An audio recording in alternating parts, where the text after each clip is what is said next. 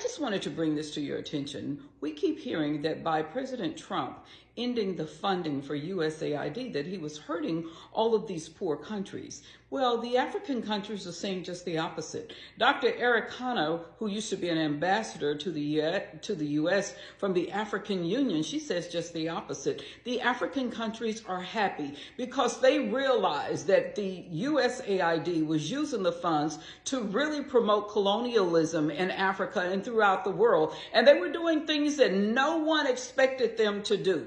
Everyone thought that USAID was using its funds to go and build schools, to get food, to create irrigation channels and infrastructure in all of these African countries. It turned out that that wasn't true. What they were doing is that they were promoting globalism and colonialism throughout Africa and other parts of the world. I want you to listen to what she has to say about this. And please, do not be confused about the purposes of USAID. As a matter of fact, that is why Secretary of State Marco Rubio says we're going to cut 83% of their funding, and the rest of it we're going to turn it into the State Department. Because what it was an entity, and its sole purpose was to create whatever they wanted it to be, whether it was beneficial or whether it greatly harmed other nations. And we had all of these people in Washington, these Washington insiders, the globalists, the people who ran these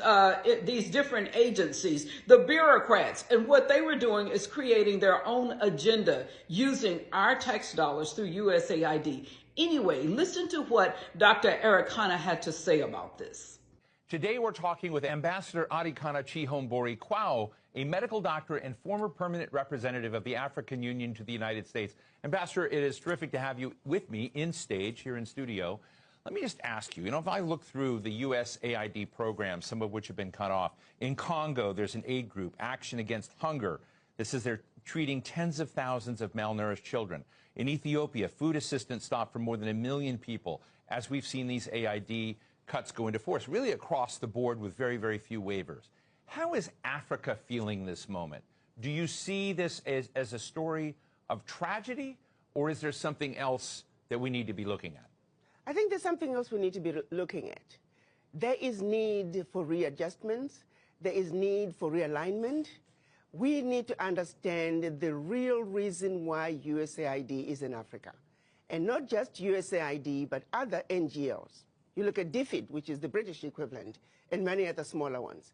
Their sole purpose was to act as if they're coming to rescue Africa.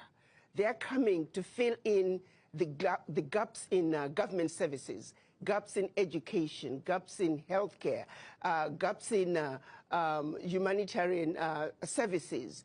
They're coming in the guise of addressing issues to do with human rights, issues to do with environmental protection and social justice. They are coming in claiming that they're introducing grassroots initiatives that are going to help the people. And so they use that as a way to go into the most remote parts of Africa. They're talking about government advocacy. When you look at it on paper, it all looks really good. But they're actually wolf in sheep's clothing. They are using that open access sounding humanitarian to constantly destabilize governments. And then leave your comments. Let me know what you think, and continue to research this, and follow her as well on YouTube or even on here. Find out what is really going on in the world. And the reason that we're seeing all of this violence right now is because Elon Musk has exposed them. He has exposed them and all of their corruption, all of their abuse of U.S. tax dollars. Anyway, please leave your comments. Thank you.